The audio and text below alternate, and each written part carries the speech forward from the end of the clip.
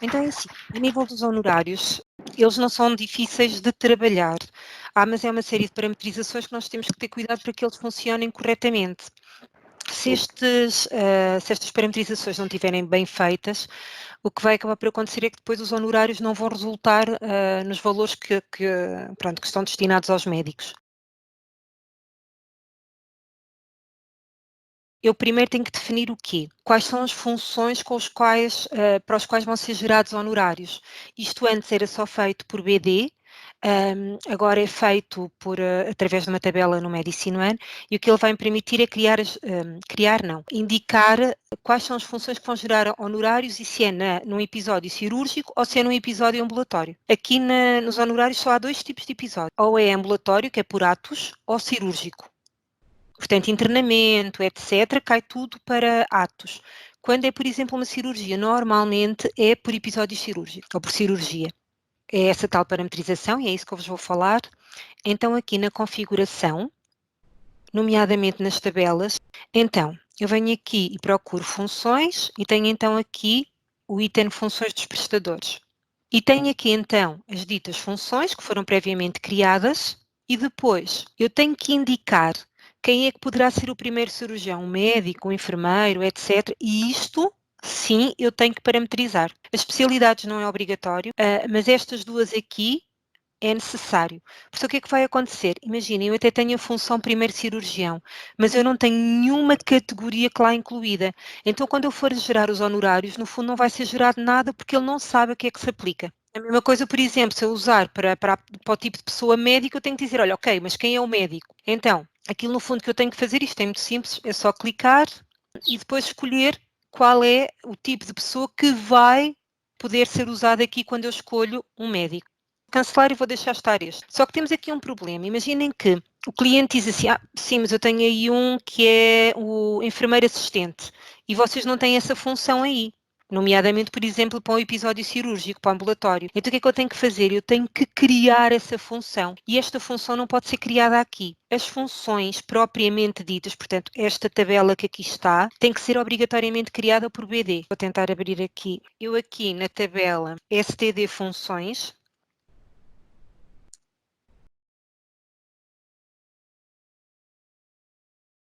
eu posso, no fundo, ver quais são as tabelas que eu vou usar, desculpem, as funções que eu vou usar, e depois, se eu quiser, tenho que criar uma nova.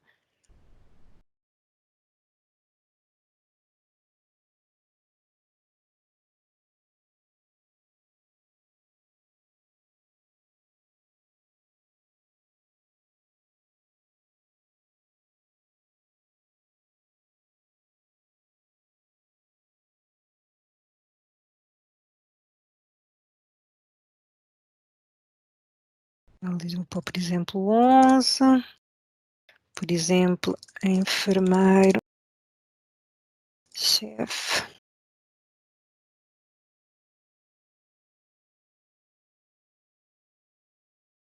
Pronto, e vai ser aquilo que eu tiver aqui definido nesta tabela que depois me vai alimentar esta tabela aqui, está bem? Portanto, que se eu clicar aqui e voltar cá, já tenho cá o enfermeiro-chefe. Ou seja, este método já é parametrizado aqui, exceto as funções. Ou seja, se eu quero criar uma função, tem que ser obrigatoriamente por BD.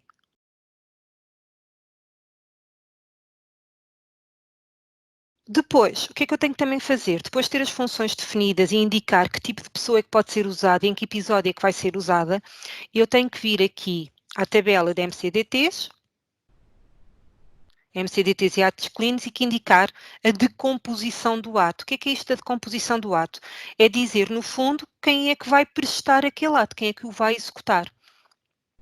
Se eu não tiver isso definido, quando eu tentar associar um prestador, ele vai indicar que este ato não permite este tipo de parametrização. Vou escolher aqui a minha tabela. Por exemplo, aqui a avaliação de enfermagem, é lógico que seja um enfermeiro. Então, o que é que eu vou fazer? Venho aqui aos executantes e vou dizer que é um enfermeiro. Se eu disser assim, atenção, este aqui é de preenchimento obrigatório, ou seja, eu sou sempre obrigada a indicar que há um enfermeiro que preste este ato. Então, eu tenho que obrigatoriamente ativar aqui este campo. Está bem? Imaginem que eu fazia isto. Isto podem ser dois enfermeiros a fazer isto. Isto é possível, atenção. Só que o que é que acontece? Quando eu estou a fazer isto na agenda de um enfermeiro, o que é que ele vai fazer? O M1, não é, tentar acelerar um bocadinho o trabalho do utilizador, aquilo que ele faz, ele vai sugerir como prestador a pessoa, não é, desde que esteja tudo bem parametrizado, a pessoa daquela agenda. Então o que é que ele vai fazer? Ele vai pôr aqui, imaginem, a enfermeira Joana, vai pôr enfermeira Joana, enfermeira Joana. E isso às vezes pode ser um bocado perigoso, porque isso obriga a que a pessoa, que depois quem vai faturar, tenha o cuidado de ver os prestadores e colocar depois, por exemplo, aqui a enfermeira Joana e a enfermeiro Carlos. Tirar, vou manter só um. Eu tenho isto aqui em algumas situações. Por exemplo, isto acontece aqui. Eu tenho segundo cirurgião, instrumentista, anestesista, médico, primeiro cirurgião. E o meu profissional pode ocupar todas estas áreas. Então, o que é que vai acontecer? Quando eu faço uma marcação para a minha agenda, para este ato, eu, Andreia, apareço nestes todos. Depois há outra coisa que é muito importante definir, que é o tipo de contrato que nós vamos usar. Neste momento, eu já decompus o ato, eu já defini as funções que podem ser utilizadas, então eu tenho que dizer o quê? Então, mas para que possam sair honorários, o meu utilizador tem que ter, ou o meu prestador, corretamente falando, tem que ter algo que o distinga. Então, aqui na parte da configuração, nós vamos aqui às pessoas, vou, por exemplo, colocar o meu. E agora aqui, nos dados financeiros, eu vou indicar o tipo de contrato que eu tenho. Eu posso ter dois tipos de contrato, ou remuneração variável ou remuneração fixa. A remuneração fixa, o que ele vai permitir fazer é que eu aqui coloco um valor e a pessoa vai sempre ganhar aquele valor, independentemente do número de atos que ele faz. Ou seja, mesmo que eu tenha decomposição dos atos e mesmo que este meu prestador tenha lá o nome, o que vai acontecer é que ele vai ter sempre em conta o valor que vai ganhar aqui e não o que cai de cada ato. Se eu tiver a remuneração variável, então sim, ele vai ter em atenção tudo aquilo que cai de cada ato. De atenção que convém confirmar, porque se não me engano, quando eu crio um novo utilizador, ele vai sempre, por defeito, colocar remuneração fixa. Já vimos a parametrização das funções, já vimos a parametrização da decomposição do ato, das pessoas e depois o próximo passo tem a ver com as regras. Agora, para que eu possa definir o acesso às regras é definido por perfil. Normalmente é quem parametriza que vai ter acesso, obrigatoriamente. Eu vou só mostrar-vos aqui.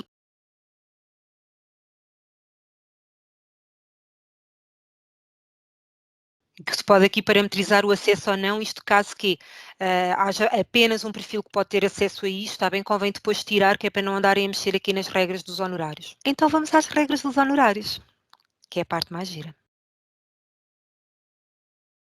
Portanto, nós temos uma tabela que é a tabela de honorários e que vai permitir colocar a regra. A regra dos honorários, o que ela vai permitir fazer, no fundo, é definir como é que vai ser faturado ou como é que vai ser retirado essa parte que vai resultar no valor para o profissional. As regras, quanto mais regras na mesma linha, mais específico vai ser.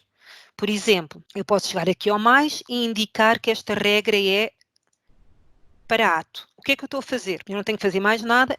O que é que o M1 sabe? Para qualquer profissional, para qualquer plano de saúde, para qualquer classificação, é esta a regra que vai ser aplicada. Ou seja, é uma regra generalista. Chegar aqui e dizer assim, não, isto vai ser para a classificação tabela personalizada, para o plano de saúde M1 2018, então agora já estou a ser mais restrita. Ok, esta regra que eu estou a criar, obrigatoriamente tem que cumprir estes dois critérios, ou seja, tem que ser o plano de saúde M1 2018 e tem que ser obrigatoriamente a tabela personalizada. Ele calcula de duas formas, ou por episódio de ambulatório, e o episódio de ambulatório é o ato, é episódio de ambulatório, atos envolvidos no internamento, no sinistro, etc. Ou episódio cirúrgico, que é aquilo que tu fazes quando fazes, por exemplo, uma consulta no bloco. E são esses dois vocês têm que obrigatoriamente definir.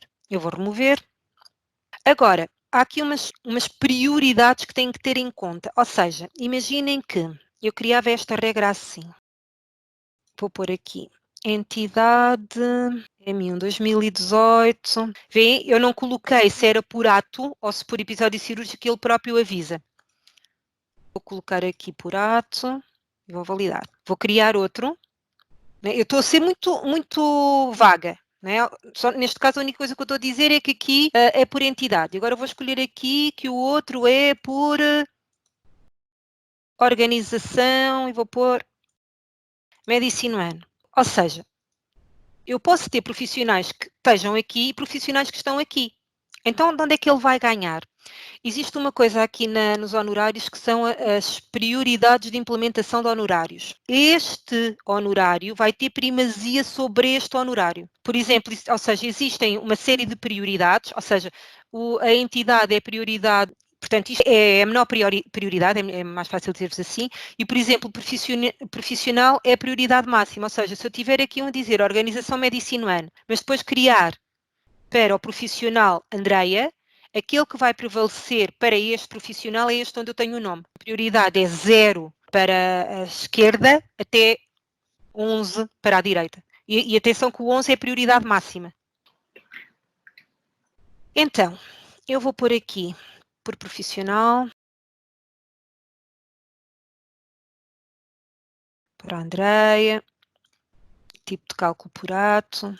Eu normalmente não ponho considerar preço fixo, isso vai depender depois da própria entidade. Agora aqui, data de início, ele normalmente sugere a data atual. Eu posso logo colocar, se eu já sei à partida que há vários, que os honorários podem variar, eu posso logo colocar aqui a data de fim, o próximo, etc. Ele faz como os horários, ou seja, chega no dia depois da data de fim e automaticamente passa o honorário anterior para os anteriores, esconde, e mantém em vigor o próximo. Vou validar e depois posso ter aqui vários detalhes. Podes colocar uma data de início anterior à 2, sim. Se tu sabes à partida, imagina que os honorários só vão ser parametrizados agora dia 19, mas isto é para contabilizar desde dia 1 de maio.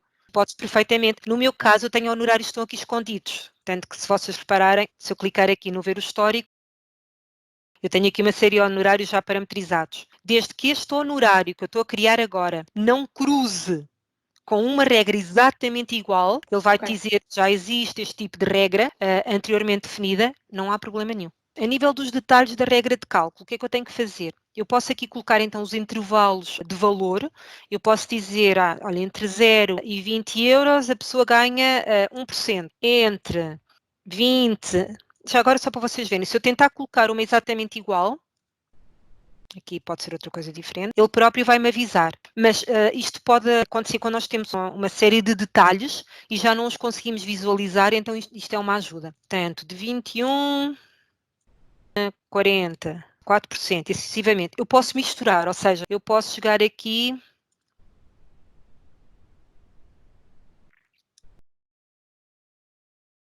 Estão-me a fazer entender, ou seja, eu posso misturar percentagens com valores fixos.